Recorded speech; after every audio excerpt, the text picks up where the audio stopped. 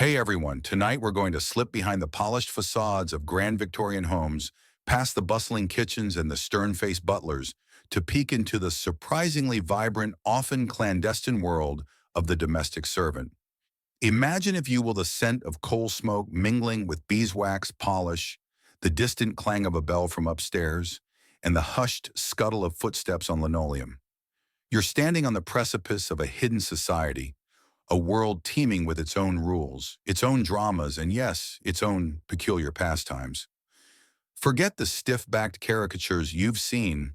These were real people with real lives, real desires, and a desperate need for moments of joy and escape. You probably won't survive the relentless 16-hour days they endured, let alone the social intricacies. So before you get comfortable, take a moment to like the video and subscribe, but only if you genuinely enjoy what I do here. And hey, let me know in the comments where you're tuning in from and what time it is for you. Like and follow to keep waiting for the next exciting parts. Now dim the lights, maybe turn on a fan for that soft background hum, and let's ease into tonight's journey together. You find yourself perhaps as a scullery maid, knuckles raw from scrubbing your back, aching from bending over vast greasy pots. Or maybe you're a footman resplendent in livery, but feeling the pinch of tight boots and the pressure of endless waiting. For all the outward grandeur of the Victorian era, the vast majority of its population, particularly in urban centers, were not the top-hatted gentlemen or corseted ladies you see in period dramas. No, they were the silent army of servants who made that grandeur possible. And when their demanding duties were finally mercifully done for the day, or on those rare and precious half-days off, what did they do? What peculiar pastimes filled their scant leisure hours hidden from the prying eyes of their employers? The very concept of leisure for a Victorian servant was a precarious, almost revolutionary idea. Unlike their masters and mistresses whose days might be filled with social calls, leisurely walks, or a spot of light reading by the fire, a servant's existence was defined by work.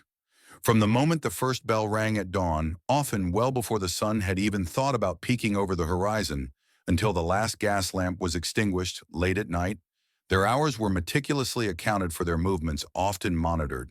A mainstream historical fact here: a typical domestic servant in a middle-class household worked an average of 80–90 hours a week, often with only a few hours off on a Sunday afternoon if they were lucky. This wasn't some quaint historical detail. It was a brutal, relentless grind that left little room for personal pursuits.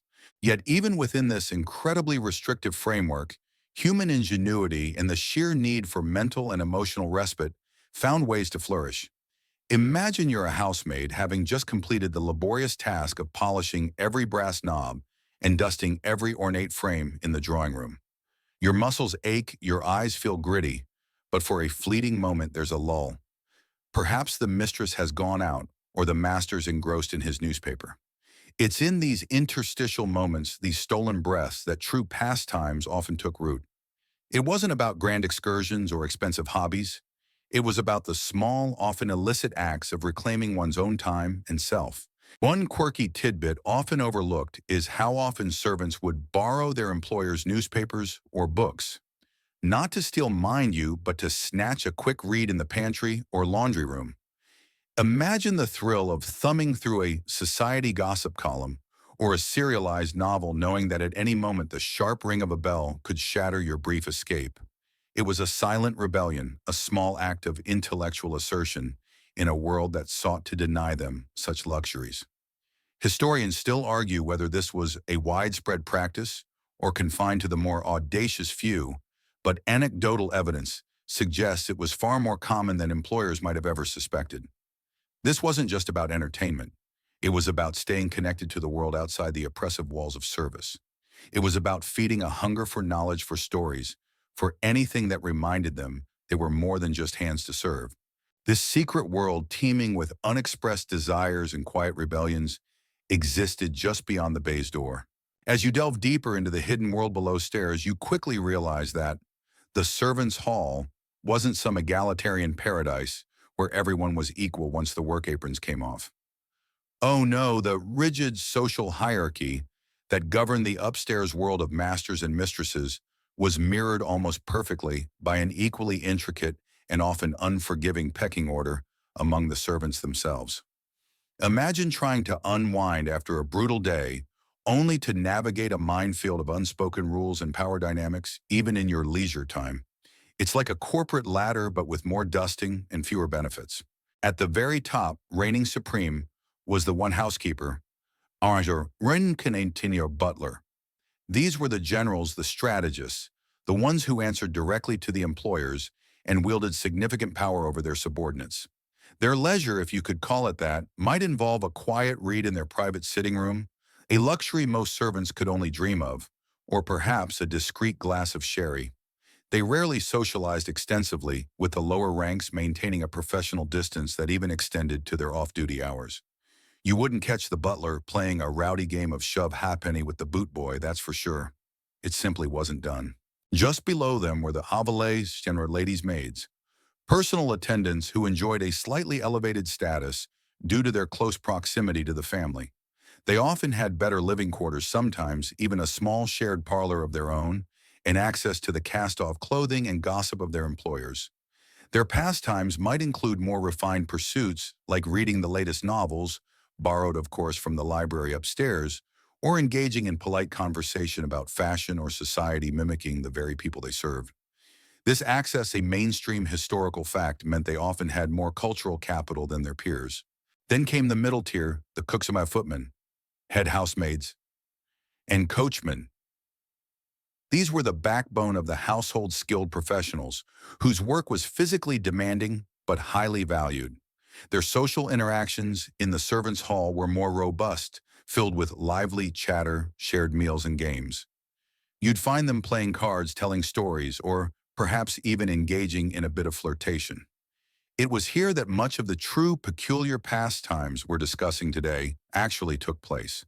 The cook, having slaved over a hot stove all day, might unwind by playing a fierce game of cribbage, while a footman might regale the others with tales from his errands in town. At the bottom rung, alas, were the scullery maids, kitchen maids, hall boys, and boot boys. These were often the youngest, the newest, and the most exploited. Their days were filled with the most arduous, least glamorous tasks, and their social standing in the servants' hall was tenuous at best. They often ate separately in the kitchen, and their leisure time was minimal, often spent simply recovering from exhaustion. A quirky tidbit, these lowest-ranking servants sometimes devised incredibly simple games with whatever was at hand. A game of button hockey on a cleared table, or storytelling that involved recounting the day's most unusual or annoying tasks. It was a way to find amusement in the mundane, and perhaps to subtly vent frustrations without attracting the attention of their superiors. Historians still argue whether this rigid social structure within the servant class fostered resentment or provided a sense of order and security for those within it. Some suggest it was a constant source of friction and ambition, with everyone vying for a slightly higher position. Others argue that it provided a clear pathway for advancement, offering hope that one day the scullery maid might become a head housemaid, earning more respect and a little more free time. Regardless, it profoundly dictated who you could socialize with, what activities were deemed appropriate, and even where you were allowed to sit in the servants' hall. Your uniform wasn't just a uniform.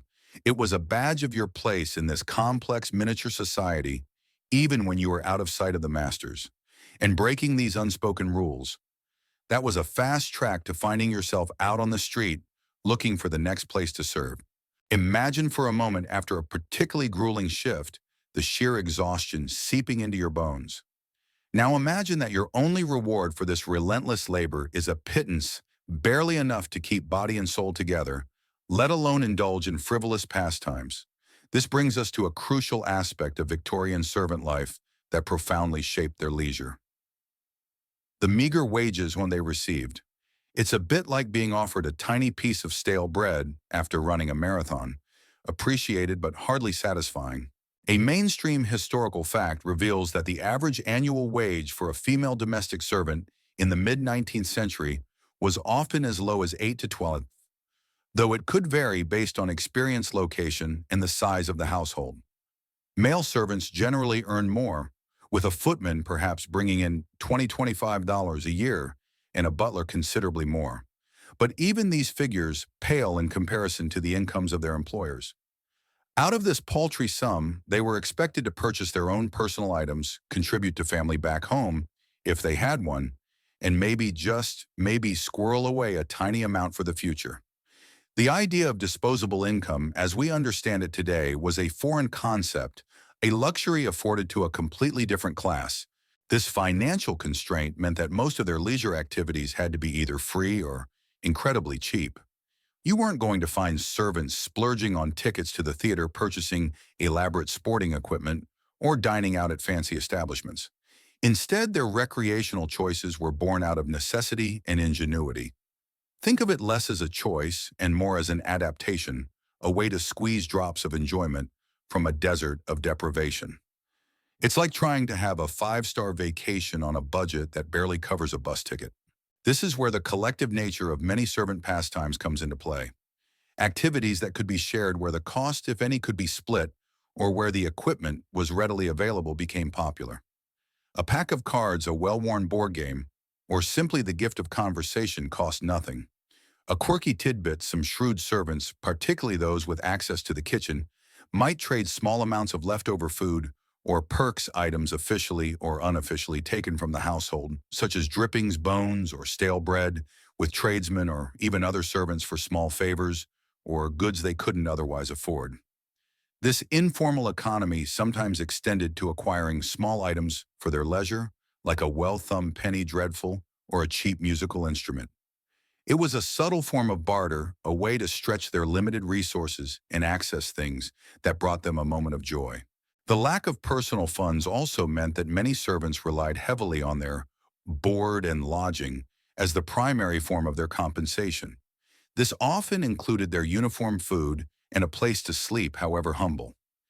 This arrangement, while providing basic sustenance, further blurred the lines between work and leisure, as their living space was often inextricably linked to their workplace.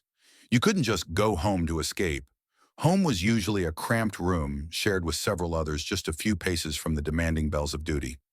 Historians still argue whether the provision of room and board made the low wages more palatable or simply masked the true extent of their economic vulnerability. Was it a benefit or simply another chain that bound them to their service? Regardless, this fundamental economic reality underpinned every single leisure choice a Victorian servant made, forcing them to find solace and amusement in the simplest, most accessible forms. Having established the strict hierarchy and the penny-pinching realities of a servant's life, let's now turn our attention to the unsung heroes of their leisure, the chamomile, the simple pleasures. These weren't grand spectacles or expensive hobbies. They were the quiet joys, the shared moments, and the resourceful entertainments that blossomed in the narrow cracks of their demanding schedules. You might imagine them dreaming of a life of ease, but in reality, they mastered the art of finding contentment in the smallest things. Top of the list, a mainstream historical fact, were card games. A pack of well-worn playing cards was an invaluable asset in any servant's hall. Games like whist cribbage, and even simpler variations like Beggar My Neighbor, provided hours of distraction. Imagine the clack of cards on a scrubbed wooden table, the low murmur of strategizing, and the occasional burst of laughter. It wasn't just about winning or losing, it was about the communal experience, the brief mental escape from the day's drudgery and the camaraderie it fostered. A good card game could momentarily bridge the divides of the servant hierarchy, as skill often trumped status, at least within the confines of the game. Number 3, storytelling was another vital, free, and endlessly adaptable pastime. In a world before radio or television, oral traditions thrived. Servants would swap tales of their previous employers, recount local gossip, or share embellished anecdotes from their errands in town. You can almost hear the hushed tones in the late evening, the flicker of a candle casting dancing shadows as a narrative unfolds. These weren't just idle chats. They were often highly theatrical performances filled with mimicry and dramatic flair. A quirky tidbit, some servants would even create elaborate serialized stories, adding a new chapter each night, keeping their audience enthralled and eagerly awaiting the next installment. It was their very own live-action soap opera born of necessity and collective imagination, a truly intimate form of entertainment. Beyond structured games and narratives, simple conversation itself was a treasured leisure activity. After a day where their voices might only be used for responding to commands or whispering instructions, the freedom to chat, to share opinions, and to simply be heard was invaluable. They discuss everything from the latest news gleaned, as we remember, from pilfered newspapers, to the peculiarities of their masters, from romantic woes to dreams of a life beyond service. This exchange of ideas and experiences was crucial for maintaining their mental well-being and sense of identity. Historians still argue whether this constant flow of information and shared experience below stairs contributed to a stronger sense of class consciousness among servants or primarily served as a pressure release valve, allowing them to endure their lot without significant rebellion. These simple pleasures, seemingly insignificant to an outsider, were the lifeblood of their off-duty hours. They didn't require money, special skills, or permission from above. They relied instead on human connection, imagination, and the inherent need for joy. It was in these humble moments, the shuffle of cards, the lilt of a story, the quiet sharing of a joke, that Victorian servants truly found their most profound and personal forms of freedom, however fleeting. Beyond the clatter of cards and the hushed whispers of shared stories, there was another, perhaps more subversive pastime that captivated the minds of many Victorian servants: the pursuit of reading. You might scoff, imagining that a servant exhausted from a day of endless toil would hardly have the energy for intellectual pursuits. But you'd be mistaken. The desire for knowledge, for escape, and for a glimpse into worlds beyond their constrained reality burned brightly in many. It was a silent rebellion, a quiet assertion of their inner lives. A mainstream historical fact often highlights the burgeoning literacy rates in Victorian Britain, even among the working classes, due to factors like Sunday schools and philanthropic efforts. While formal education for servants was often minimal, many had at least basic reading skills.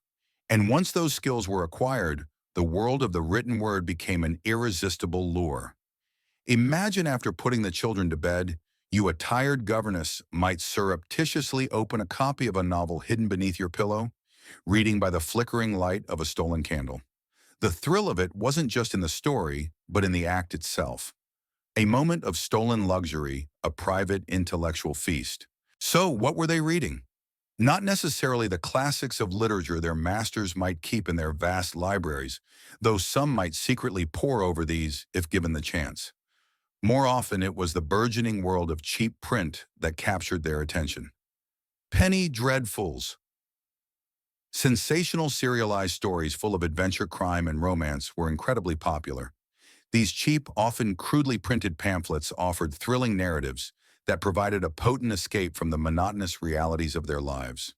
A quirky tidbit: some servants would pool their meager resources to buy a single copy of a penny, dreadful, then pass it around, with each person reading a chapter or two before handing it on. Imagine the suspense, the shared anticipation as they waited for the next installment to make its rounds through the servants' quarters. It was their collective Netflix series pre-internet. Beyond the sensational, there was also a quiet hunger for knowledge. Almanacs, practical guides, and even newspapers, as we discussed, were eagerly consumed.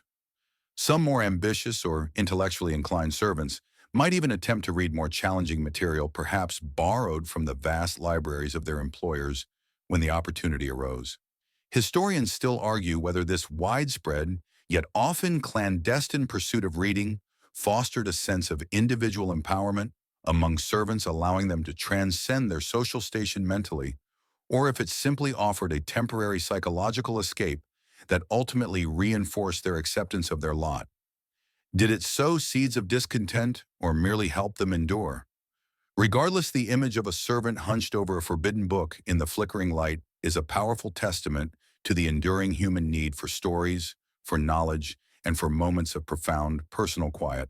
It was a secret world unfolding silently, one page at a time.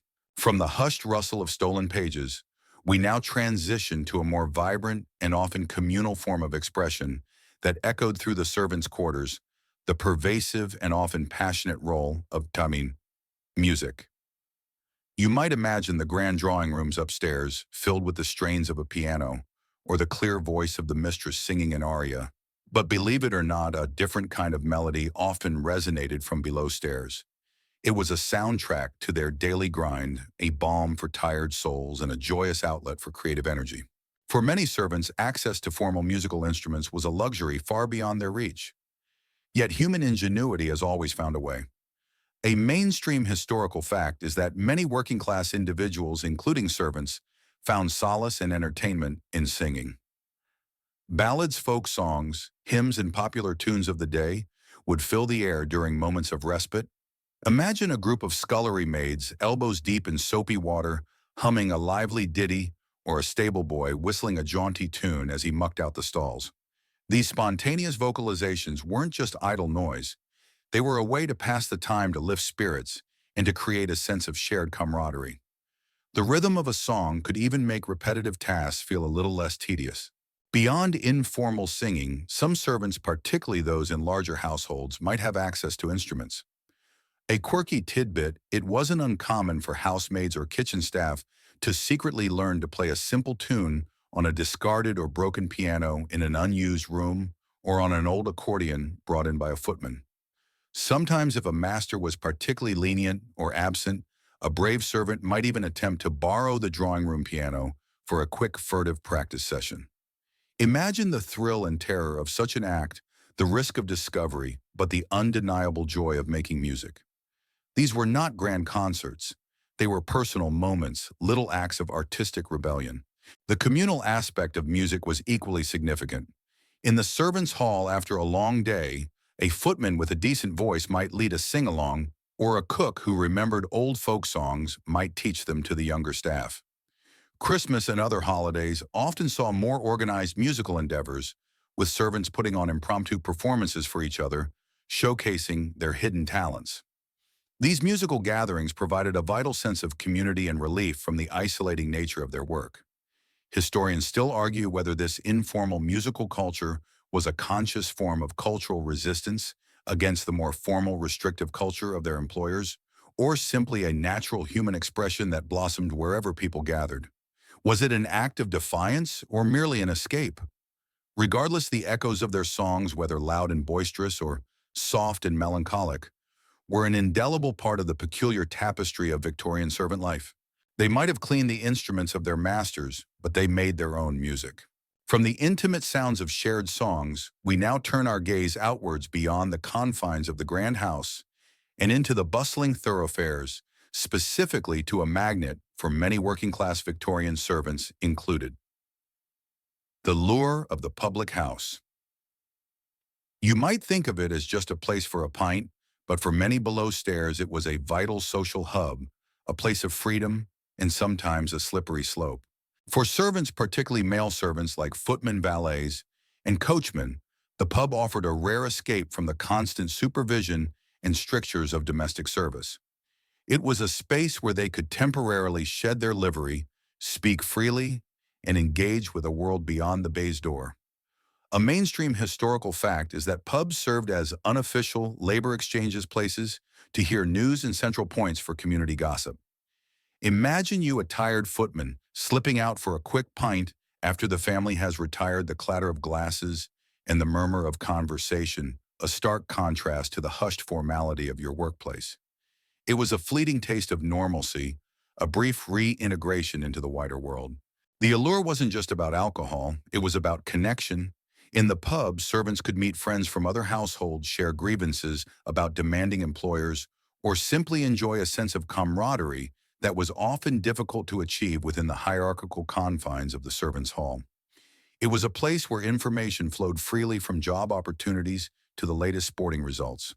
A quirky tidbit: some pubs even had specific nights or rooms unofficially designated for servants, where they could discuss their employers without fear of being overheard, creating a kind of informal servants network across the city. This network was invaluable for circulating information and sometimes even organizing collective action, however limited. However, the pub was also a place of potential peril. Excessive drinking could lead to financial ruin, job loss, or even moral degradation in the eyes of their employers.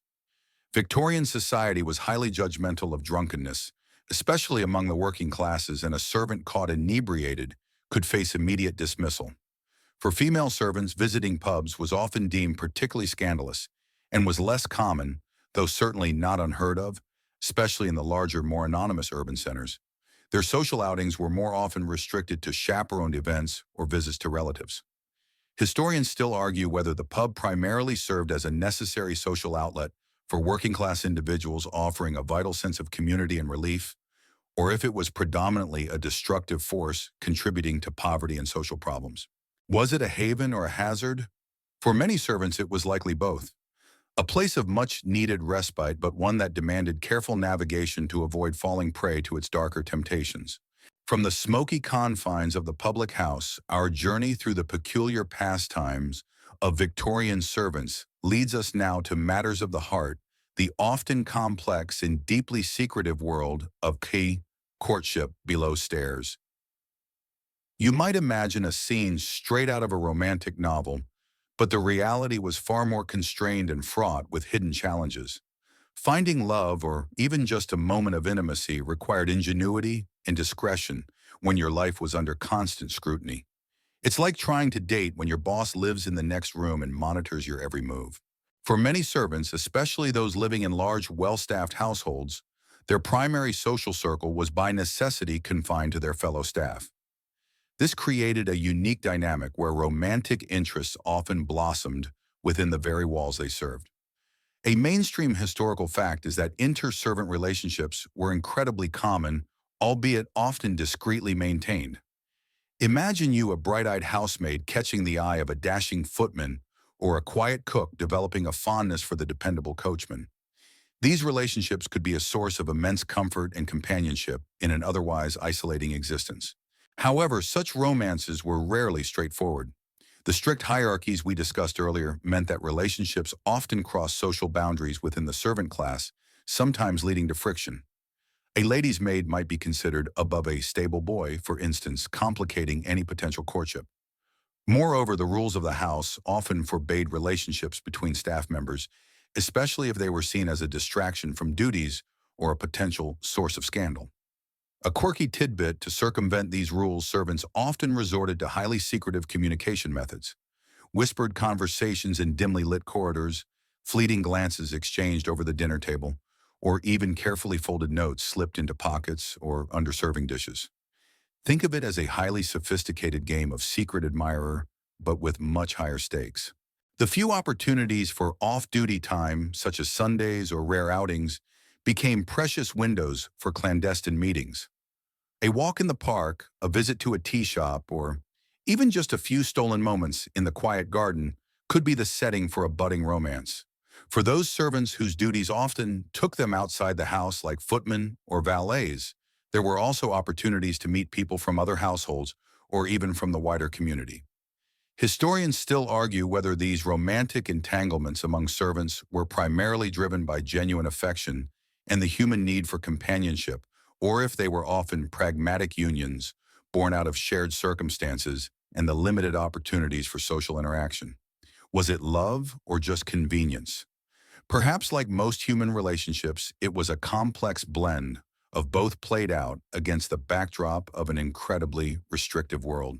As the week trudged on for Victorian servants, Sunday emerged as a beacon, a precious albeit brief oasis in their relentless schedule. This was the day of the Sunday best and stolen moments. A day when the iron grip of labor momentarily loosened, offering a glimpse of personal time that was otherwise almost non-existent. You, having polished every last boot and laid out every morning suit for the master, could almost feel the collective sigh of relief ripple through the servants' quarters as Saturday night bled into Sunday morn. For many, Sunday began with church attendance, often a mandatory expectation from their employers. This wasn't necessarily a leisure activity, but it did offer a rare opportunity to leave the house to see and be seen, and to interact, however briefly, with the wider community. A mainstream historical fact is that servants, particularly female ones, would meticulously prepare their Sunday best outfits, often simple but well-maintained dresses or suits, to wear to church. This wasn't just about piety, it was about dignity, about presenting a respectable face to the world outside the confines of their service, perhaps even attracting the eye of a potential suitor, as we discussed previously. Imagine the satisfaction of stepping out in your cleanest, neatest attire, momentarily shedding the drab uniformity of your workday clothes. After church, the rest of the day offered varying degrees of freedom. For some, it might mean a visit to family in a nearby working-class neighborhood, a rare chance to reconnect with loved ones. For others, it was an opportunity for a quiet walk, perhaps in a public park, soaking in the fleeting moments of fresh air and relative solitude. These stolen moments were incredibly valuable. A quirky tidbit, some servants, particularly those in larger households with less stringent oversight, would use their Sunday afternoons for secret meetups, not just for romance, but for collective gossip sessions, sharing news and complaints about their employers, or comparing notes on job opportunities. It was an informal intelligence network often orchestrated during these precious few hours of communal downtime. However, it's crucial to remember that rest, for a Victorian servant, rarely meant complete idleness. While the heaviest duties might be suspended, there were still meals to prepare, fires to tend, and general tidiness to maintain. For many, even Sunday was a day of partial duty. Historians still argue whether the limited leisure time afforded to servants on Sundays truly provided adequate rest and rejuvenation, or if it merely served to prevent outright rebellion by offering a minimal concession to their human needs. Did it refresh them for another week of grind, or did it merely highlight the injustice of their limited freedom? Regardless, you can be sure that every tick of the clock on a Sunday afternoon was savored a precious count of minutes before the relentless demands of Monday morning inevitably began anew. From the sacred, if still somewhat structured respite of Sunday, let's now venture into one of the most cherished and eagerly anticipated outings for Victorian servants, their rare excursions to the green spaces. Imagine being cooped up within the confines of a house surrounded by the scents of furniture polish and stale cooking. Your only view, often a brick wall or a busy street. The thought of open-air lush greenery and the simple vastness of a park must have felt like an almost utopian dream. It was a sensory liberation, a fleeting escape from the urban cage. For many servants, particularly those in bustling cities like London, the public park became a vital lifeline. A mainstream historical fact is that the Victorian era saw a significant increase in the establishment of public parks, driven by both philanthropic efforts and the recognition of their importance for public health and recreation. These urban oases, like Hyde Park or Regent's Park, became accessible havens for the working classes. You, perhaps a kitchen maid on your half-day off, might carefully fold your Sunday best dress into a parcel and with a friend embark on a short but exhilarating journey to the nearest patch of green. Once there, the activities were simple but profoundly restorative. A leisurely stroll, a moment spent sitting on a bench, watching the world go by, or simply breathing in the relatively cleaner air. It wasn't about organized sports or elaborate picnics. It was about the freedom of movement, the joy of unburdened relaxation. A quirky tidbit, some observant servants would use their park visits not just for personal enjoyment, but also for discreet people-watching. They'd note the fashions of the ladies, the demeanor of the gentlemen, and the interactions of other servants on their own outings. This observational practice wasn't just idle curiosity. It was a form of social intelligence gathering useful for understanding the broader world, and sometimes even for picking up on potential employment opportunities or social cues that could help them navigate their own tricky social landscape. It was their version of social media scrolling, just, in real life. These outings were often shared experiences. You'd rarely find a servant venturing alone, as safety in numbers was practical and companionship enhanced the pleasure. Friends from the same household or acquaintances from other establishments would meet up, share a cup of tea from a thermos, or simply enjoy the freedom to chat without the ever-present threat of a master's bell. Historians still argue whether the provision of public parks was a genuine act of civic benevolence aimed at improving the well-being of all citizens, or if it was also a subtle form of social control, providing a safe and monitored space for working-class leisure that kept them out of less desirable establishments like gin palaces. Was it liberation or subtle containment?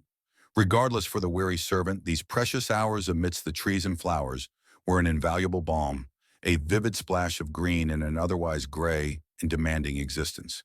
From the refreshing embrace of green spaces, we dive back into the world of print, but this time to a specific literary phenomenon that gripped the imaginations of countless Victorian servants, the allure of the penny dreadful. You might think that after a day of monotonous tasks, intellectual stimulation would be the last thing on a servant's mind. Yet these cheap, sensationalized booklets offered an irresistible escape, a doorway to worlds far grander and more thrilling than their own constrained realities. It was like their own personal virtual reality headset, but made of cheap paper and ink. These were the pulp fiction of their day, named for their price, typically a single penny, which made them accessible even to those on meager wages. A mainstream historical fact is that penny dreadfuls emerged in the 1830s and truly flourished from the 1840s onwards, becoming incredibly popular among the working classes for their exciting, often lurid content. Imagine you a laundry maid exhausted but unable to sleep, pulling out a dog-eared copy of The String of Pearls, which introduced Sweeney Todd, by the way, from under your mattress reading, by the dim light of a candle you perhaps shouldn't be burning. The vivid tales of crime, adventure, romance, and the supernatural offered a potent, psychological antidote to the mundane. The stories were designed for maximum impact cliffhangers at the end of every chapter, dramatic villains, damsels in distress, and daring heroes. They were often serialized, meaning readers had to buy the next installment to find out what happened, creating a loyal following.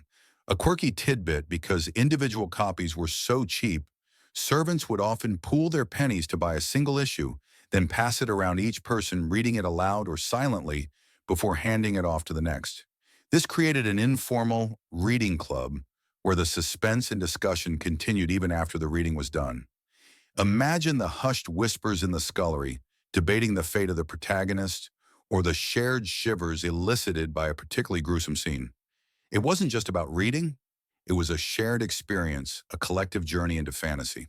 While critics of the time, typically the middle and upper classes, decried penny dreadfuls as trashy, morally corrupting, and a waste of time for the servants, they served a vital purpose.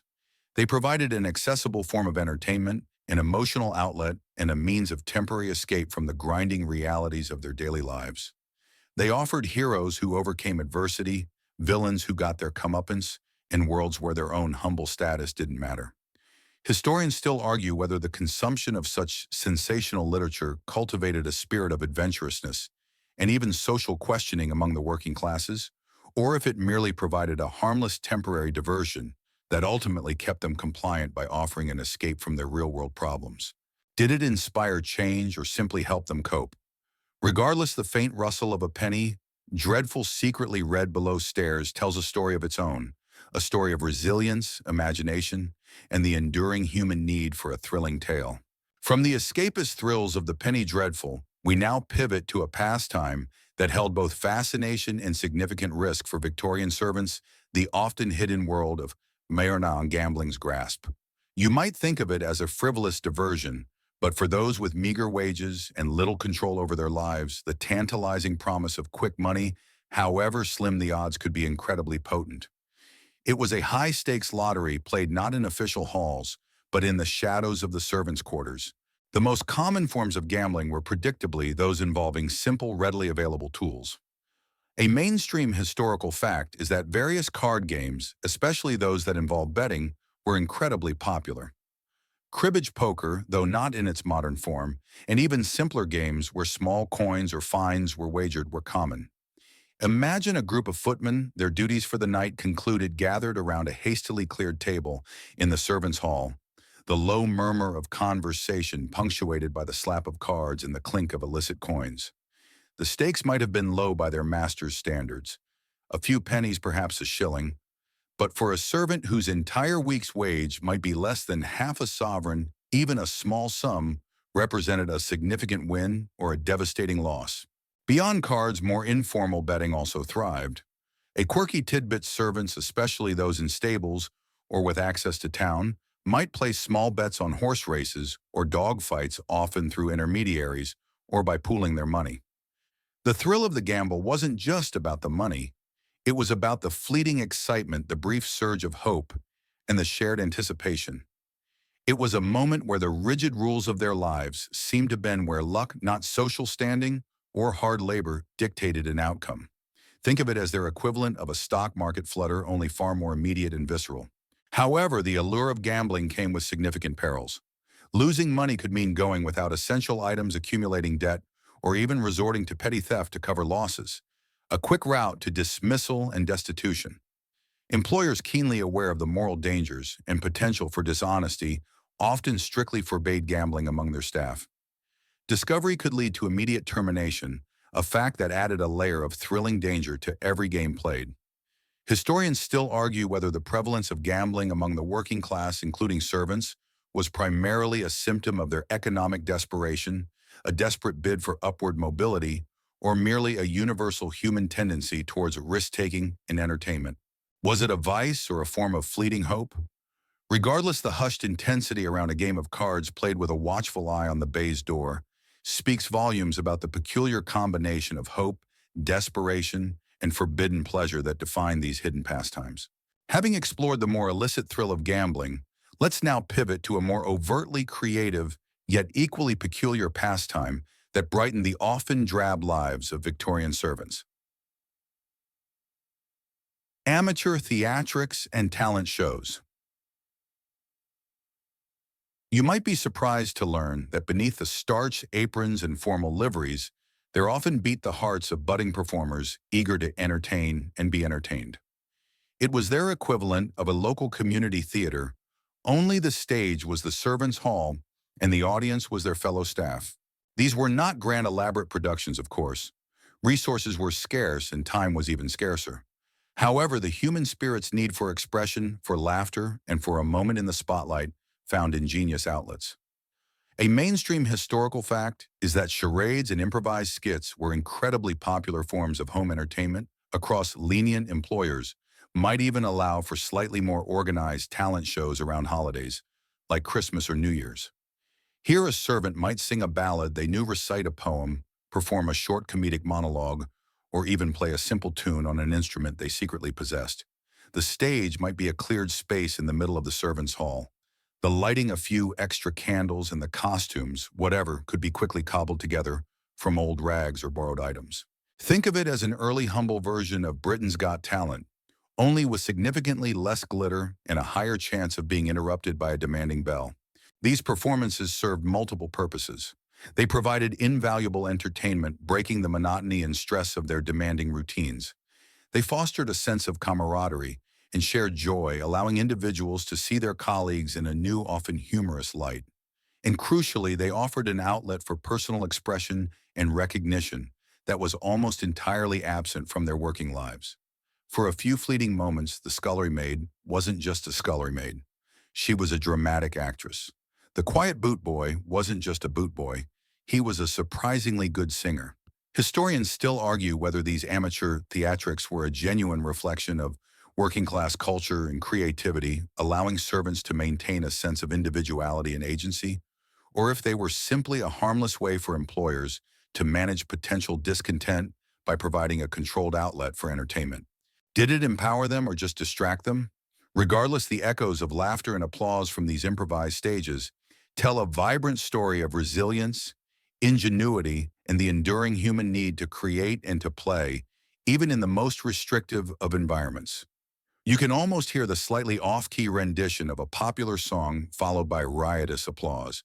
From the boisterous laughter of impromptu theatricals, we now turn to a quieter, more comforting, yet equally peculiar pastime, the secret solace found in unwinding companions.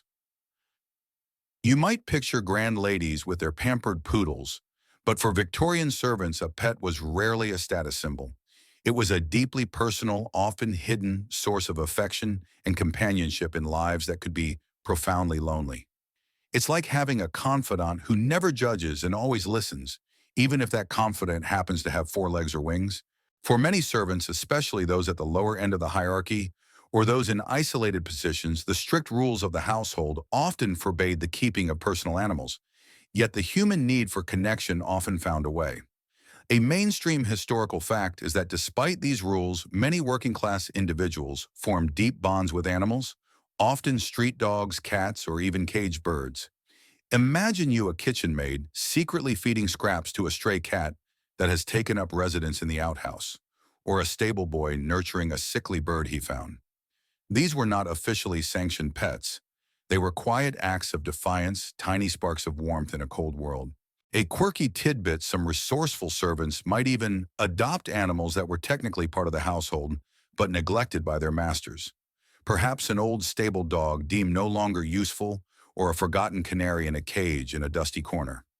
These animals, given care and affection by the servants, often became incredibly devoted companions, offering unconditional love and a silent presence that eased the burden of loneliness. You can almost see the worn hands of a scullery maid gently stroking the head of a scruffy terrier under the table, finding comfort in its silent warmth. This secret companionship was often their only source of uncritical affection. The risks involved in keeping such companions were significant. Discovery could lead to the animal being removed, or worse, the servant being dismissed, yet the emotional payoff often outweighed the risk.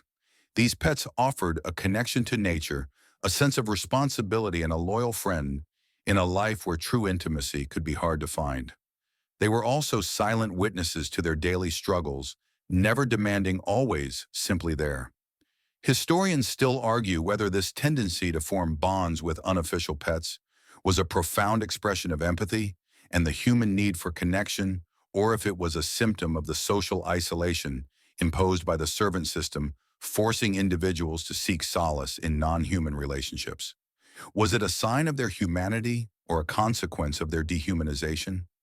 Regardless, the quiet purr of a hidden cat or the soft chirp of a caged bird tells a poignant story of resilience and the deep, often unspoken emotional lives of those who serve. From the comforting presence of secret companions, we now move to a pastime that engaged the senses and often provided both sustenance and unexpected delight: the inventive world of the kitchen's culinary creations. You might think that after a day spent slaving over hot stoves and preparing elaborate meals for their employers, the last thing a cook or kitchen maid would want to do is spend more time with food. But for many, the kitchen, far from being just a workplace, became a secret laboratory of delicious ingenuity. It was their version of a gourmet cooking show, but with far more creativity and far fewer ingredients. A mainstream historical fact is that servants, particularly those in the kitchen, often had access to leftover food scraps or ingredients that their employers deemed less desirable. While not officially theirs, these perks were often unofficially tolerated or cleverly pilfered. Imagine you, a resourceful kitchen maid, noticing the perfectly good but slightly bruised apples that the cook has set aside, or the trimmings from a large joint of meat. These humble ingredients, deemed unworthy of the master's table, became the building blocks for their own culinary adventures. This wasn't about preparing elaborate banquets. It was about transforming the overlooked into something edible and enjoyable. A quirky tidbit: many servants became masters of mock dishes, using cheap ingredients to mimic more expensive ones. For instance, mock turtle soup, made from calf's head, was a famous example, but servants would apply this principle to their own needs. Perhaps they'd turn leftover bread into a delicious pudding with a few hoarded raisins, or make a savory pie from vegetable scraps and a tiny bit of drippings. They might even bake small cakes or biscuits if they could scrounge enough flour and sugar. This creativity wasn't just about feeding themselves. It was about proving their skill, a quiet act of culinary self-expression and a way to add a touch of pleasure to their otherwise bland diets. The act of cooking for themselves, for their fellow servants, or even just for the sheer joy of it, provided a sense of agency that was rare in their lives. It was an opportunity to experiment, to taste, and to share something nourishing and comforting with those they lived and worked alongside. Historians still argue whether this appropriation of kitchen scraps and the informal sharing of food fostered a stronger sense of solidarity and community among the kitchen staff, or if it was simply a pragmatic response to their limited personal resources. Was it a form of communal bonding or merely survival? Regardless, the faint aroma of a secretly baked treat or the savory scent of a resourceful stew, bubbling quietly on a back burner, tells a delicious story of ingenuity, resilience, and the enduring human pleasure found in creating something good from almost nothing. From the tangible delights of hidden culinary creations, we now delve into a more ethereal and perhaps unsettling facet of Victorian servant life: the pervasive whispers of the occult. You might associate the Victorian era with scientific advancement and strict rationality, but beneath that veneer, particularly among the working classes, lay a deep-seated belief in the supernatural, the mystical, and the power of unseen forces. It was their version of a psychological thriller, but with real-world implications. For many, life was precarious and uncertain, making them susceptible to superstitions and the promise of insight into an unpredictable future. A mainstream historical fact is that fortune-telling spiritualism and various forms of folk magic remain incredibly popular across all levels of society, but especially among those seeking answers or control in their difficult lives. Imagine you a young housemaid, worried about an absent sweetheart or a looming dismissal, secretly consulting an older, more experienced cook who was rumored to read tea leaves or interpret dreams. These informal consultations were often sought for guidance on matters of love, health, and crucially, future employment. A quirky tidbit beyond the more common forms of divination, some servants engaged in practices that might seem bizarre to us today. This could include interpreting omens from spilled salt, observing the behavior of animals for signs, or even performing small whispered rituals to bring luck or ward off misfortune. For instance, putting a horseshoe above the servant's entrance for good luck, or carrying a specific charm for protection against illness. These weren't grand seances in darkened parlors, but rather small personal acts of magic woven into the fabric of their daily lives. The belief wasn't necessarily in malevolent spirits, but in a kind of sympathetic magic, the idea that certain actions or objects could influence outcomes. The appeal of the occult wasn't just about entertainment, it was often a desperate attempt to gain a sense of control in a world where they had very little. Faced with overwhelming social structures and economic vulnerability, turning to the supernatural offered a different kind of agency, a hope that fate could be influenced, or at least understood. Historians still argue whether these occult practices were a genuine expression of a deeply held belief system, a form of psychological coping mechanism, or a subtle act of rebellion against the rationalist, often oppressive views of their employers. Did it empower them or merely distract them from their true powerlessness? Regardless, the hushed sharing of a dream's interpretation or the secret consulting of an old deck of cards tells a fascinating story of the human need for meaning, hope, and a little bit of magic, even in the most mundane of existences. From the mystical shadows of the occult, we narrow our focus to a particular group of servants whose unique position afforded them different, often more refined pastimes. The secret lives of ladies' maids. You might envision them as mere extensions of their mistresses, silently attending to gowns and coiffures. But their close proximity to the family, their elevated status within the servant hierarchy, and their access to the world upstairs often shaped their leisure in distinctive ways. It was like being a personal assistant to a celebrity with all the gossip and occasional perks, but none of the actual fame. A lady's maid was more than just a dresser. She was a confidant, a stylist, a travel companion, and often an unofficial secretary. This intimate relationship meant she often had her own private room, or at least a room shared with only one other, granting her a degree of privacy almost unheard of for other female servants. A mainstream historical fact is that ladies' maids often earned significantly more than other female household staff, sometimes up to $25–40 a year, and often received cast-off clothing and accessories from their mistresses. This relatively better financial standing and living situation meant their leisure choices could extend beyond the bare necessities. With more privacy and a slightly higher income, reading became a more prominent pastime. Unlike the kitchen maid secretly devouring a penny, dreadful a lady's maid might have access to the latest novels or fashion magazines, sometimes even reading them openly if her mistress was similarly inclined. Imagine her in the quiet hours after her mistress has retired, poring over the latest edition of Godey's Lady's Book, or a serialized novel by a popular author picking up on social nuances and fashion trends. This wasn't just for pleasure, it was also practical, allowing them to better understand the world their mistress inhabited and thus serve her more effectively. A quirky tidbit: due to their intimate knowledge of their mistress's wardrobe and social engagements, maids often indulged in a refined version of gossip. Not just idle chatter, but an astute analysis of social standings, romantic intrigues, and fashion faux pas. They were the ultimate insiders privy to details that even other high-ranking servants might miss. This gossip wasn't malicious.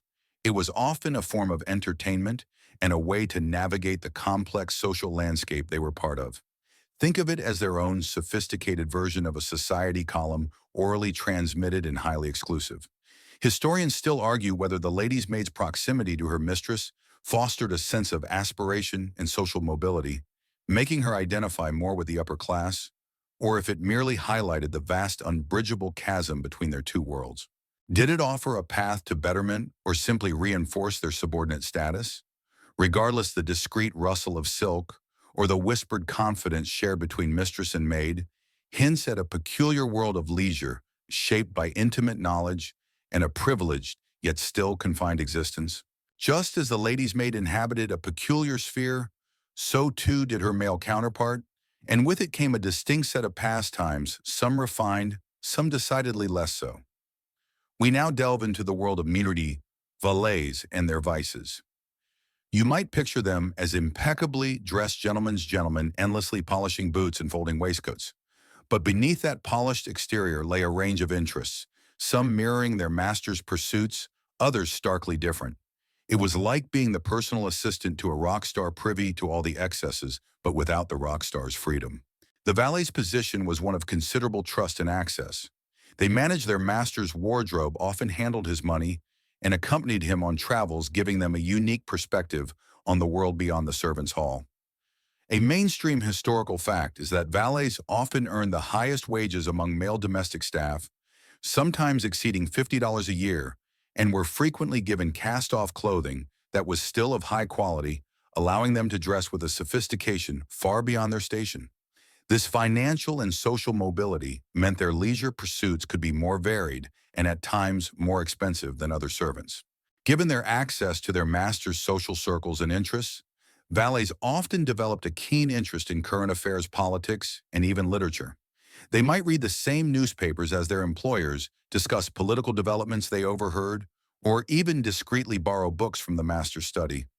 Imagine a valet, after laying out his master's evening attire, quietly perusing a financial newspaper, hoping to glean some insight that might benefit his own meager savings. This wasn't just idle curiosity. It was a form of self-improvement, a way to sharpen their wits and perhaps even gain an edge in the competitive world of high-end service. However, the valet's proximity to a master's often dissolute lifestyle could also expose them to more tempting and sometimes illicit pastimes. A quirky tidbit, some valets with access to their master's loose change or knowledge of his gambling habits might engage in their own smaller-scale betting, perhaps at the local pub or through illicit bookmakers. Others exposed to their master's penchant for fine spirits might develop a taste for drink themselves, leading to a vice that could easily spiral out of control. It was a fine line to walk, benefiting from the master's world without succumbing to its potential pitfalls. Historians still argue whether the valet's unique position fostered a sense of loyalty and identification with their masters, leading them to adopt similar pastimes and values, or if it bred a cynical detachment, allowing them to exploit their position for personal gain while privately disdaining their employers. Did it elevate them or corrupt them? Regardless the discreet glint of a polished silver hip flask, or the faint scent of cigar smoke lingering after the master's departure, hints at a peculiar world of leisure shaped by both privilege and temptation. Moving beyond the relatively privileged worlds of the lady's maid and the valet, we now descend into a different realm of peculiar pastimes, the underworld of urban servants. You might imagine all domestic service to be confined to grand, hushed houses, but in bustling Victorian cities, a vast army of less visible servants inhabited a grittier, more precarious existence. Their leisure was shaped not by spacious halls, but by cramped lodgings, anonymity, and the pervasive temptations of city life. It was like living in a constant, low-level speakeasy, always a whisper away from the hidden action. These were the general servants, often younger, less experienced, and working for less affluent middle-class families, or in smaller, more numerous establishments. Their employers might not have been grand aristocrats, but shopkeepers, Clerks or minor professionals, meaning their homes were often smaller, their wages lower, and their oversight potentially less formal but equally restrictive. A mainstream historical fact is that in urban centers, the sheer density of population and the anonymity it afforded often led to a more varied and sometimes riskier range of leisure activities for working-class individuals, including servants. Imagine you, a young general servant, having a precious hour off, slipping out of your employer's cramped terrace house into the cacophony of a London street seeking any form of distraction. Unlike servants in grand country estates who might find community within a large staff, urban servants often worked in smaller units, or even alone, making social connection more challenging. This drove many to seek entertainment and companionship outside the home. The lure of the penny gaffes, cheap improvised theaters offering sensational entertainment, was strong. There, for a few pennies, they could watch melodrama comedic skits or even crude magic shows. A quirky tidbit: some urban servants, particularly those serving in commercial establishments like shops or small inns, might form informal alliances with other working-class individuals from different trades. They'd share tips on where to find the cheapest food, the best street entertainment, or the least scrupulous pawnbrokers. This informal network was crucial for survival and for accessing the city's hidden leisure opportunities, often involving a bit of rule bending. The streets themselves became a form of entertainment. Watching the endless parade of people listening to the street hawkers or simply loitering with friends provided a sense of freedom and engagement with the vibrant life of the city. However, this urban freedom also brought risks. Prostitution, petty crime, and the ever-present temptation of alcohol were real dangers. Historians still argue whether the urban environment offered a greater degree of personal liberty and diverse leisure options for servants, allowing them to forge their own identities outside the strictures of the household, or if it simply exposed them to more social ills and temptations, making their lives even more precarious. Did it expand their horizons or merely increase their vulnerability? Regardless, the smoky haze of a crowded street, the distant shouts of a hawker, and the quick, furtive glance over a shoulder tells a complex story of peculiar urban pastimes, shaped by both the thrill and the danger of the teeming Victorian city. Shifting our gaze from the bustling, often perilous streets of the city, we now turn to a contrasting environment where servants found their leisure, rural retreats, and simple pleasures. You might imagine idyllic countryside scenes, but for servants, rural life meant a different rhythm of work and a distinct set of communal pastimes, often rooted in tradition and the natural world. It was like living in a smaller, more tightly knit village where everyone knew everyone and entertainment was homegrown. In country estates and smaller rural households, the sheer isolation often meant that the servant community was even more self-contained. There were fewer public houses, no penny gaffes, and generally less external entertainment than in the cities. This fostered a greater reliance on internal resources and the local environment for leisure. A mainstream historical fact is that servants in rural areas often had closer ties to the local village community, attending village fairs, church events, and local festivities. Imagine you, a dairymaid, participating in a village dance on a summer evening or joining in a harvest festival celebration after a long day of work. These events, though perhaps infrequent, were major social highlights. The pace of life, while still demanding, could sometimes offer different kinds of leisure opportunities. With access to gardens, fields, or woodland activities like foraging for berries, gathering wildflowers, or simply taking walks in nature became accessible. A quirky tidbit: some rural servants, particularly those connected to the estate's farms or gardens, might engage in small-scale poaching, perhaps snaring a rabbit or catching a fish, not just for food, but for the thrill of the chase and the cunning involved in outwitting the gamekeepers. This was a dangerous but often irresistible pastime, offering both a source of protein and a rebellious form of entertainment. It was their version of extreme sport, but with higher stakes than a snowboard trick. The communal aspect of rural servant life often extended to shared practical skills. Mending clothes, darning socks, or even rudimentary carpentry could be turned into a social activity, with skills being taught and shared. Storytelling, as we discussed before, was particularly vibrant in rural settings, with tales often drawing on local folklore, ghost stories, or historical events unique to the area. Historians still argue whether the simpler, more communal pastimes of rural servants fostered a stronger sense of rootedness and belonging, connecting them more deeply to their local traditions, or if the relative isolation limited their opportunities for personal growth and exposure to broader cultural currents. Did it offer stability or stifle ambition? Regardless, the scent of damp earth after a rain, the distant bleating of sheep, and the quiet murmur of shared village tales paint a picture of peculiar rural pastimes shaped by community tradition and the unyielding embrace of the land. From the quiet fields of rural life, we now transition to a nascent yet profoundly significant development that touched the lives of some Victorian servants, the early stirrings of an organizing for change early unions. You might think of servants as entirely powerless, isolated individuals, but even within this highly stratified system, glimmerings of collective action emerge driven by a desire for better conditions, including more reasonable leisure time. It was like seeing the first tiny cracks in a massive, seemingly impenetrable wall.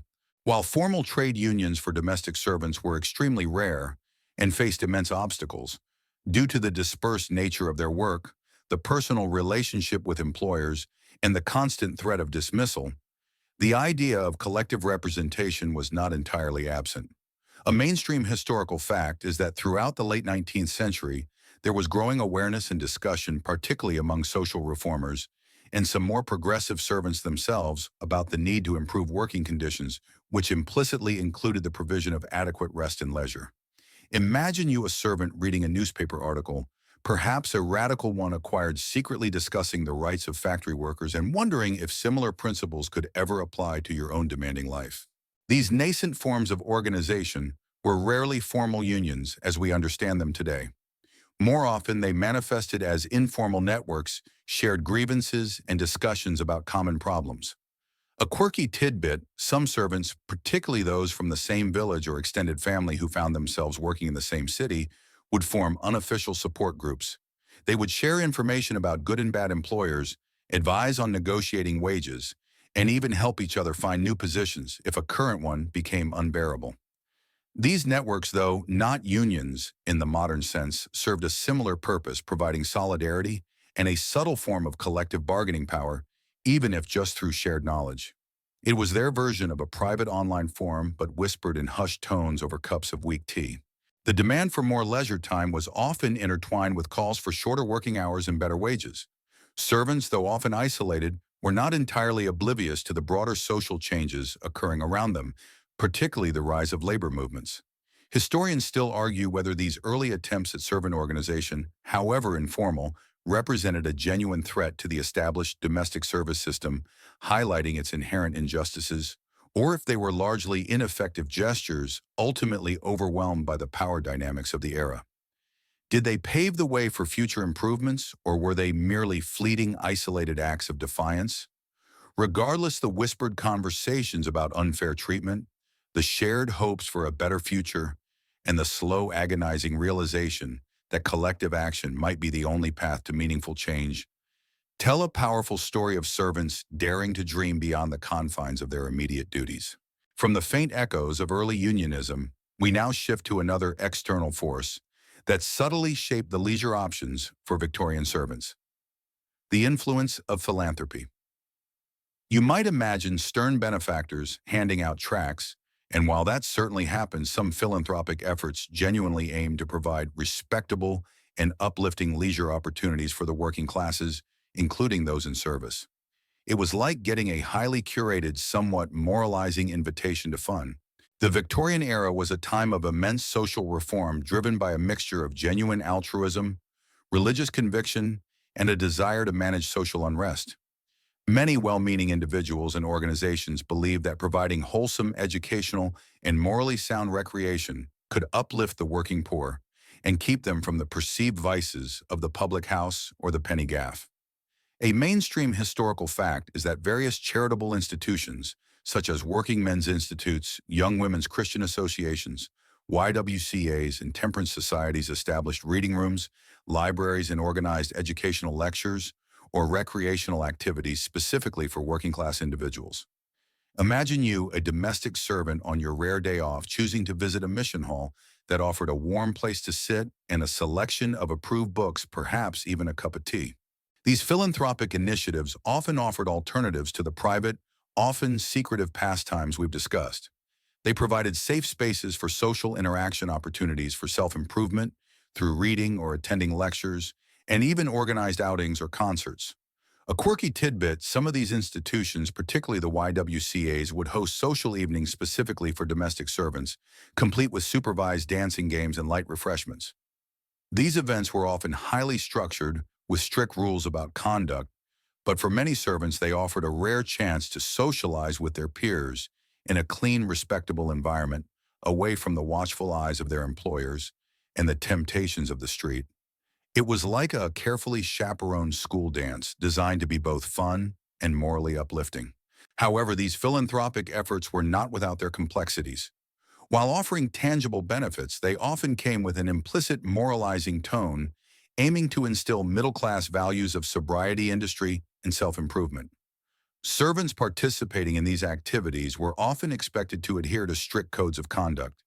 Historians still argue whether philanthropic leisure provisions genuinely empowered working-class individuals by offering valuable resources and opportunities for self-improvement, or if they primarily served as a form of social control, aiming to domesticate and depoliticize the poor by steering them towards acceptable forms of recreation. Did it liberate or merely regulate? Regardless, the quiet hum of conversation in a mission hall reading room, or the polite laughter at a temperance society, social tells a nuanced story of peculiar pastimes shaped by the intersecting forces of charity, morality, and the enduring human desire for both escape and betterment. From the well-intentioned, if sometimes stifling embrace of philanthropy, we now shift to a rapidly emerging technological marvel that began to capture the fascination of Victorians across all classes, including, to a surprisingly limited extent, some servants' photography's new fascination. You might imagine it as an elite hobby for the wealthy, and largely it was, but the sheer wonder of capturing an image of freezing, a moment in time, held an undeniable allure, even for those whose lives were mostly spent in the shadows. It was like magic, a kind of permanent memory captured on a fragile piece of paper. Photography in the Victorian era was a complex and often cumbersome process, requiring bulky equipment, dangerous chemicals, and considerable skill. This immediately made it largely inaccessible as a direct pastime for the vast majority of servants. A mainstream historical fact is that owning a camera and setting up a darkroom was a significant financial investment and required space and time that most servants simply did not possess. Imagine trying to develop a glass plate negative in a cramped shared attic room without proper ventilation or privacy, a recipe for disaster, both chemical and disciplinary. However, servants did engage with photography in more indirect, peculiar ways. A quirky tidbit, some wealthier households employed a specific type of servant, often a valet or a lady's maid, with a knack for mechanics who might be tasked with assisting the master or mistress in their photographic endeavors. This could involve carrying equipment, preparing chemicals, or even posing for informal portraits. For these select individuals, it offered a unique glimpse into a cutting-edge technology and perhaps sparked a latent interest. They wouldn't be taking their own pictures, but they were intimately involved in the process, learning skills that were rare and modern. It was like being the crew on a movie set without being allowed to pick up the camera yourself. More commonly, servants would encounter photography through the growing popularity of portrait studios. On rare days off, if they could afford the small sum, some might commission a tintype or a carte de visite, small affordable photographs that became incredibly popular for sharing with family and friends. For a servant, having a formal portrait taken was a powerful statement of individuality and dignity, a chance to present themselves as they wished to be seen rather than as they were viewed by their employers. Historians still argue whether the limited engagement of servants with photography fostered a sense of modernity and self-awareness, allowing them to participate, however indirectly, in a new cultural phenomenon, or if it simply highlighted the stark class divisions, emphasizing what they largely could not afford to pursue.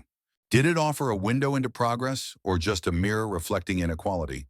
Regardless, the stiff yet dignified poses captured in these early photographs, often taken during a precious stolen hour, tell a fascinating story of the human desire to be seen, remembered, and to participate in the emerging wonders of the age. From the fascinating, if often inaccessible, world of photography, we now turn to another area of burgeoning public interest, that touched the lives of Victorian servants. Sporting spectacles and spectators. You might imagine them engaged in vigorous physical pursuits themselves, but for most their involvement was more often observational, a fleeting connection to a world of athletic prowess and public excitement. It was like watching the Olympics from behind a closed window. You could hear the roar but rarely participate directly. The Victorian era saw the rise of organized sports as a popular form of entertainment, particularly among the middle and upper classes. Cricket, football, soccer, and horse racing gained immense followings. A mainstream historical fact is that attendance at public sporting events like horse races or professional football matches became increasingly common, drawing large crowds from all social strata, though admission prices could be a barrier for the very poor. Imagine you a footman with a rare half-day off, perhaps using a small portion of your meager wages to stand on the sidelines of a local cricket match, cheering alongside a diverse crowd. The shared excitement, the collective gasps, and the roar of the crowd offered a powerful sense of unity and escape. For many servants, their connection to sports was more indirect, often gleaned through the gossip of their employers or through the newspapers they secretly read. A quirky tidbit, those servants whose duties took them outside the house, like coachmen or valets, often became informal purveyors of sporting news. They'd pick up on results and rumors from the stables, the betting shops, or from conversations overheard amongst gentlemen. They would then relay this valuable information back to the servants' hall, becoming the resident sports commentators, generating lively discussions and even small illicit bets, as we recall from earlier. This created a miniature sporting culture below stairs, fueled by secondhand information, but no less passionate. Direct participation in organized sports was generally beyond the reach of most servants due to their demanding schedules and lack of appropriate attire or facilities. Their physical activity was, after all, their job itself, the endless scrubbing, lifting, carrying, and running errands. However, informal games might occasionally break out in stable yards or on rare outings to the park. A quick game of kickabout with a makeshift ball or a simple race. Historians still argue whether the growing popularity of organized sports served as a unifying force, bringing different classes together in shared spectating, or if it further highlighted social divisions, with servants remaining largely excluded from active participation and relegated to the role of observers or listeners. Did it bridge gaps or reinforce them? Regardless, the distant roar of a crowd from a cricket ground or the excited retelling of a horse race in the servants' hall paints a picture of peculiar pastimes shaped by the burgeoning world of sport and the enduring human desire to witness feats of strength and skill.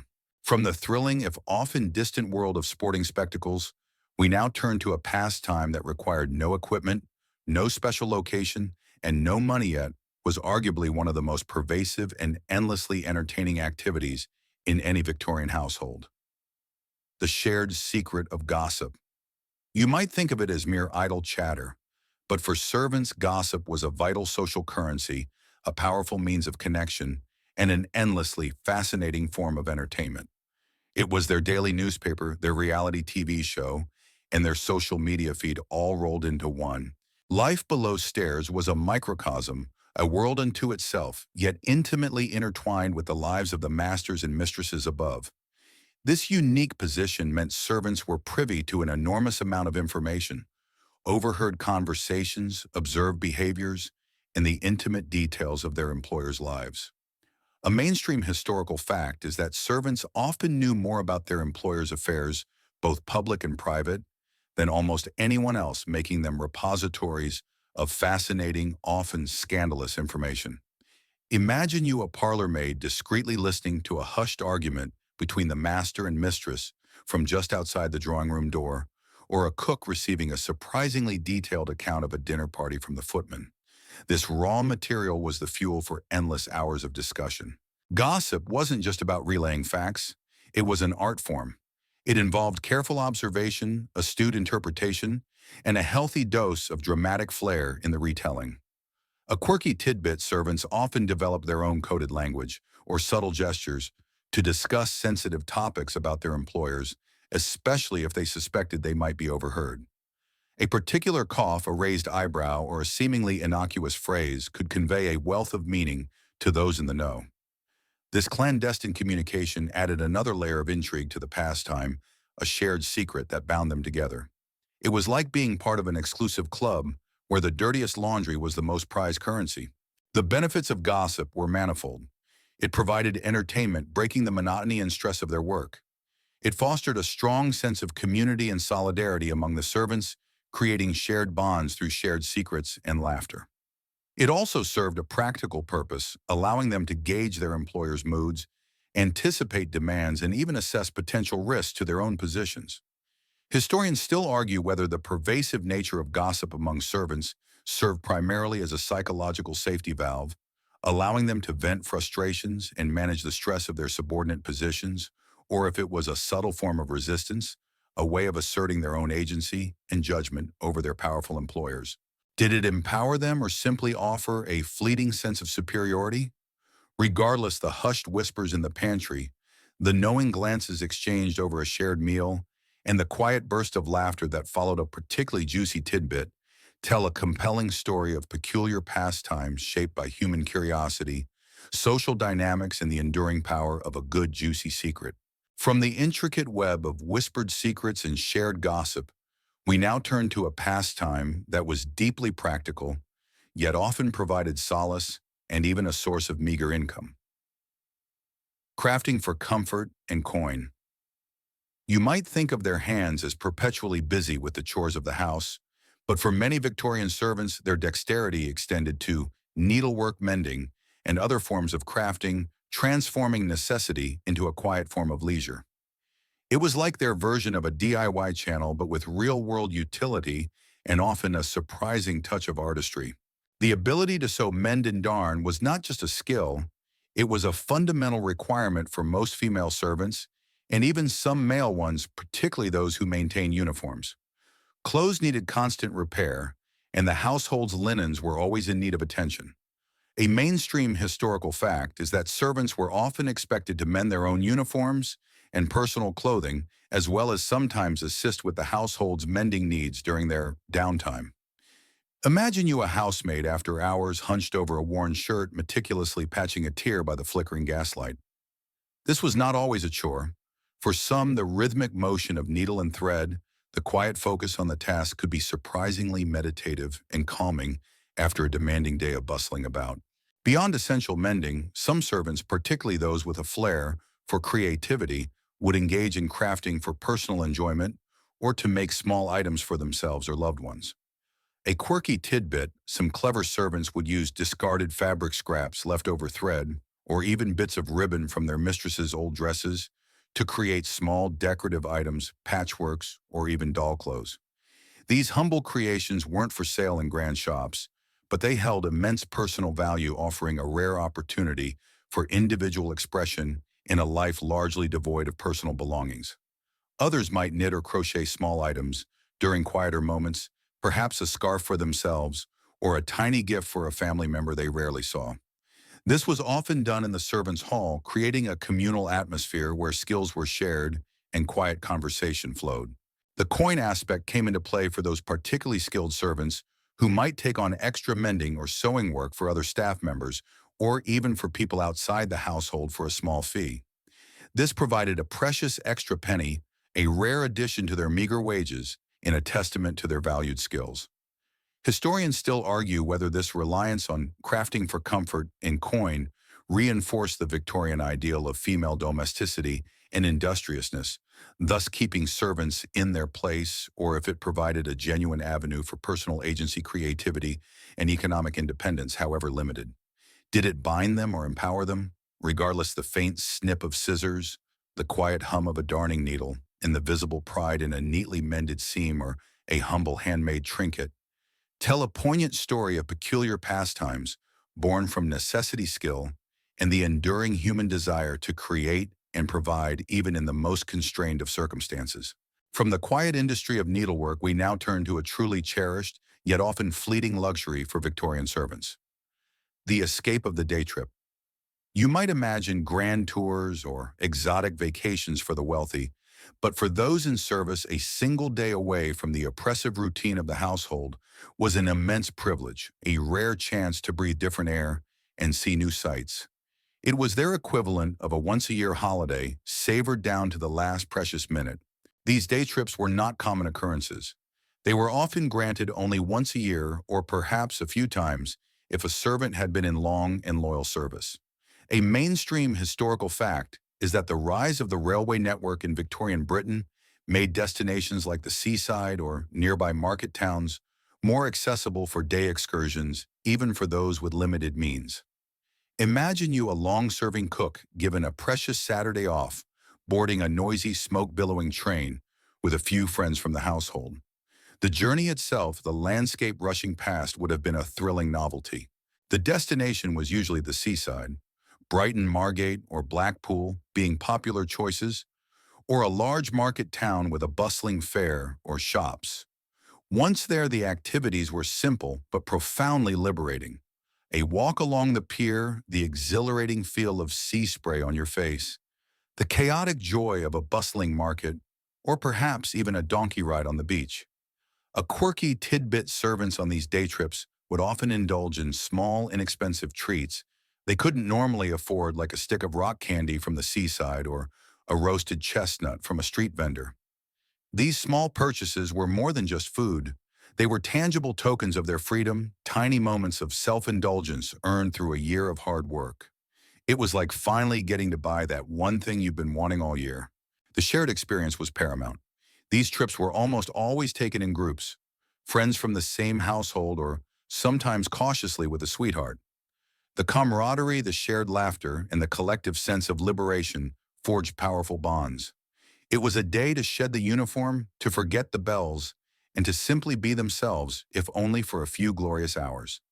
Historians still argue whether these occasional day trips truly provided a meaningful respite and rejuvenation for servants, or if their infrequency and brevity merely highlighted the otherwise unrelenting nature of their servitude, making the return to duty even harder. Did it truly restore them or just offer a tantalizing, fleeting glimpse of freedom? Regardless, the lingering scent of salt air, the faint echo of distant fairground music, and the shared memories of a single perfect day tell a powerful story of peculiar pastimes shaped by the promise of escape and the enduring human desire for joy and freedom, however brief. From the sun-drenched, cherished memories of a seaside day trip, we now shift our perspective dramatically to contemplate the overarching societal forces that eventually led to a seismic shift: the disappearance of domestic service. You might wonder how such a deeply ingrained system, which once employed millions, could simply fade away. But technological advancements, changing social norms, and shifting economic realities gradually eroded the very foundations upon which Victorian service was built. It was like watching a grand old edifice slowly, imperceptibly begin to crumble. The decline was not sudden, but a gradual process that spanned decades, intensifying significantly after World War I. A mainstream historical fact is that by the mid-20th century, the era of live-in domestic service, particularly for middle-class households, was largely over. Several factors contributed to this monumental change. Firstly, technological advancements played a crucial role. Imagine the invention of gas stoves replacing coal ranges, vacuum cleaners replacing manual carpet beating and washing machines, even early crude ones, slowly making the endless drudgery of laundry less labor-intensive. These innovations, while initially expensive, gradually reduced the need for multiple hands to manage a household. Secondly, changing the social norms and expectations became critical. The Victorian ideal of a large, visible domestic staff as a sign of status began to wane. The notion of servant keeping became less desirable for employers as a growing emphasis on privacy and informality took hold. For servants themselves, the stigma and lack of personal freedom associated with live-in service became increasingly unappealing. A quirky tidbit: the growing opportunities for women in other industries, particularly during and after the World Wars, provided alternative forms of employment that offered better pay, more independence, and often more regular hours with no expectation of living on the job. Imagine a young woman choosing to work in a factory, enjoying her evenings and weekends free, rather than being on call 24/7 in a stifling household. This newfound agency dramatically reduced the pool of willing domestic laborers. Finally, economic shifts contributed significantly. The rising cost of living and the increasing wages in other sectors made employing a large staff an unaffordable luxury for many middle-class families. Simultaneously, the working class gained more economic power and better educational opportunities, making them less reliant on domestic service as one of the few avenues for employment. Historians still argue whether the decline of domestic service was primarily driven by the pull factor of better opportunities for servants elsewhere, or the push factor of employers no longer being able or willing to afford a large staff. Was it a triumph of progress for the working class, or an economic necessity for the middle class? Regardless, the slow, silent closing of the baize door, as one by one servants found new lives and new opportunities, marked the end of an era, transforming the very structure of society and the concept of leisure itself. Having witnessed the gradual fading of the servant system, let's now consider how the very echoes in modern lives resonate with the peculiar pastimes of those Victorian individuals. You might think their struggles and simple joys are entirely alien to our hyper-connected, leisure-rich existence, but surprisingly, many of their coping mechanisms and forms of amusement find parallels in our own contemporary habits. It's like finding faint fingerprints of their past on the polished surfaces of our present. Consider for a moment the overwhelming demands of modern work life. Many of us feel that elusive work-life balance is perpetually out of reach, mirroring the Victorian servant's constant on-call status. While our physical labor is vastly different, the mental and emotional exhaustion from endless digital communication or demanding careers can be just as draining. A mainstream historical fact is that the concept of distinct work and leisure spheres, which we take for granted, was still developing in the Victorian era, and servants existed in a liminal space where these were constantly blurred. This blurring sadly finds its parallel in our own always-on culture, just as Victorian servants sought simple pleasures. Due to financial and time constraints, so too do many of us turn to free or low-cost activities for respite. Think of binge-watching a show, their serialized penny dreadfuls, scrolling social media, their shared gossip, or simply taking a walk in a park, their vital green spaces. These accessible forms of entertainment are direct descendants of the resourceful ways servants found joy amidst hardship.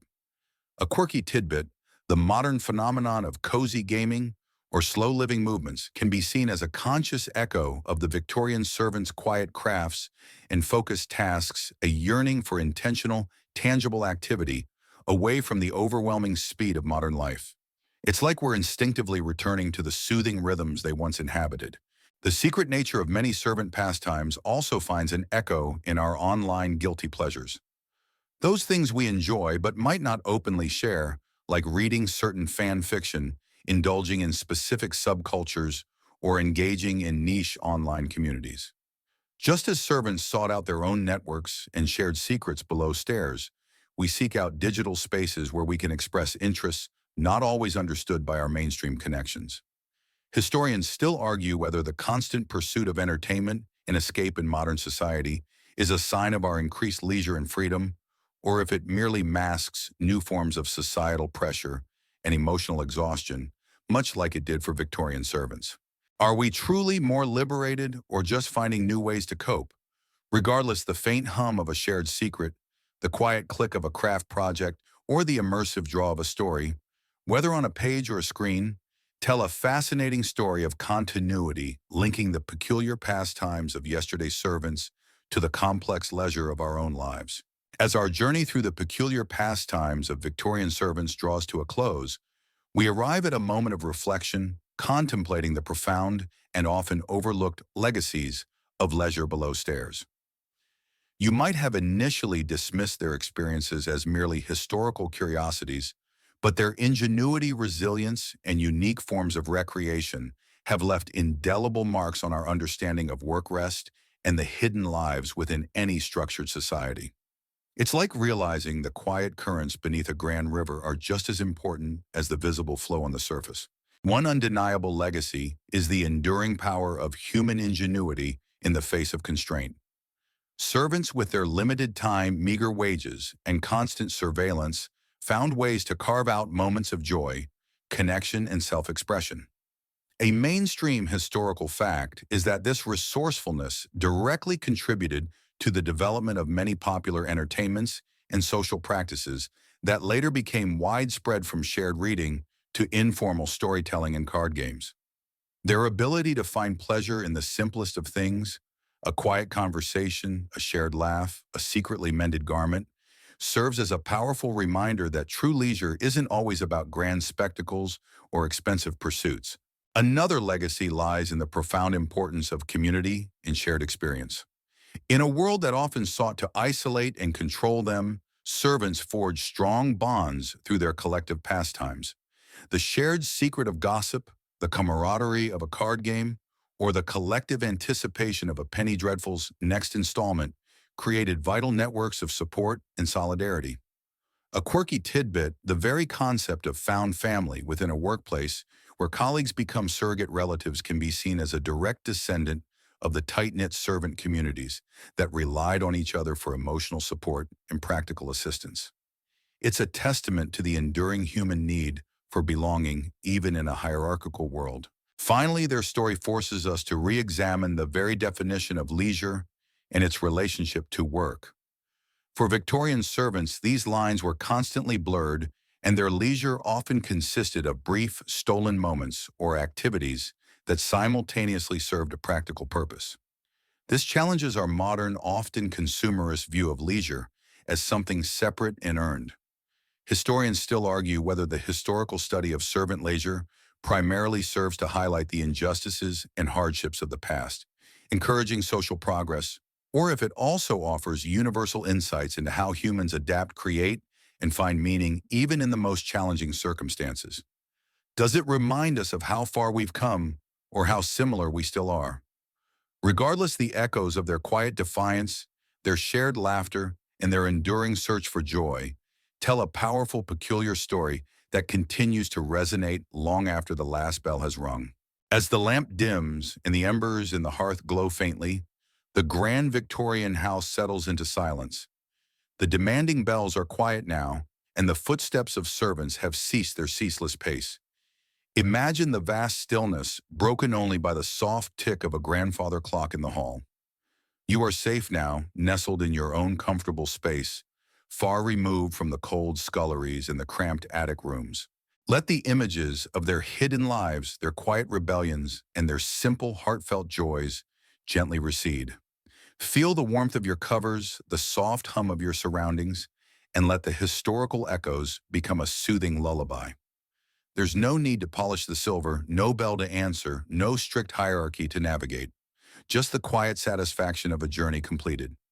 Breathe deeply, feel your body relax into the comfort of your bed, and let any lingering thoughts drift away like smoke from a distant chimney. The past has receded and only peaceful quiet remains. Sweet dreams.